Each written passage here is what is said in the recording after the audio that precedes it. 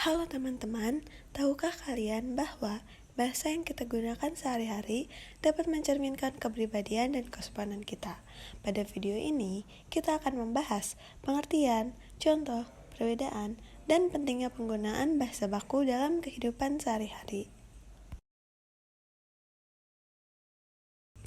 Bahasa baku adalah varian bahasa yang digunakan dalam dokumen resmi, hukum, media massa, serta percakapan di institusi pendidikan.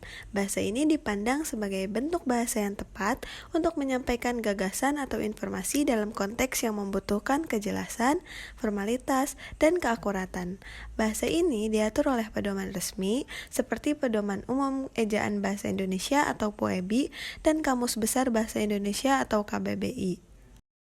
Sedangkan bahasa tidak baku adalah bentuk bahasa yang lebih santai dan sering digunakan dalam percakapan sehari-hari atau situasi nonformal. Bahasa ini lebih fleksibel dan seringkali tidak mengikuti aturan tata bahasa yang ketat. Contoh penggunaan bahasa baku dan tidak baku. Yang pertama, pada kalimat ibu membeli baterai untuk mainan adik, kata baku dari baterai adalah baterai, sedangkan bentuk tidak baku adalah baterai. Yang kedua, pada kalimat toko apotek itu buka hingga malam hari, kata bakunya adalah apotek, sementara tidak bakunya adalah apotik. Contoh ketiga, pada kalimat cabai merah itu sangat pedas, bentuk bakunya adalah cabai dan bentuk tidak bakunya adalah cabai. Selanjutnya terdapat perbedaan kalimat baku dan tidak baku. Yang pertama, struktur kalimat. Kalimat baku memiliki struktur yang lengkap dengan subjek, predikat, dan objek, atau keterangan yang disusun sesuai dengan aturan tata bahasa. Sementara itu, kalimat tidak baku seringkali memiliki struktur yang tidak lengkap atau tidak sesuai dengan kaidah yang benar. Yang kedua, penggunaan kata.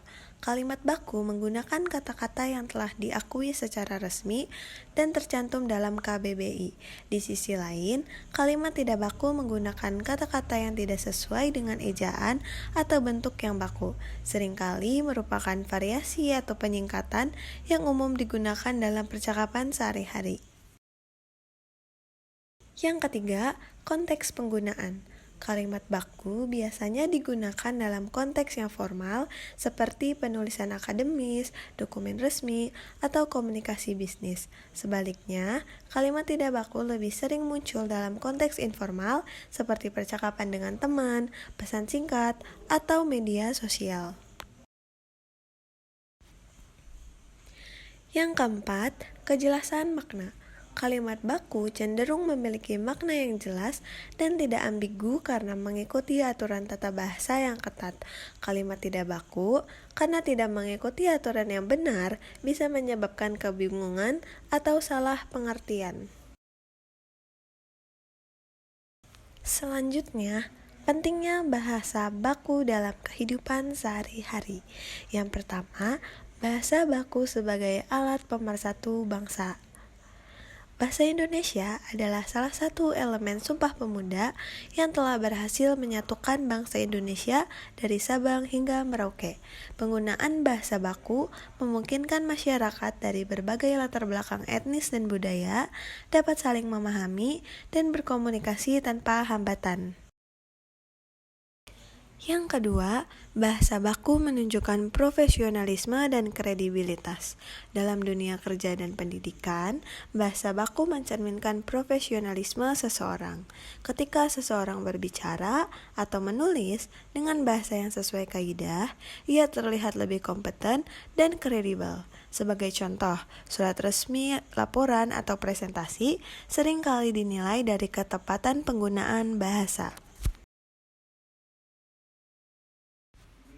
Yang ketiga, bahasa baku mempertahankan budaya dan identitas nasional.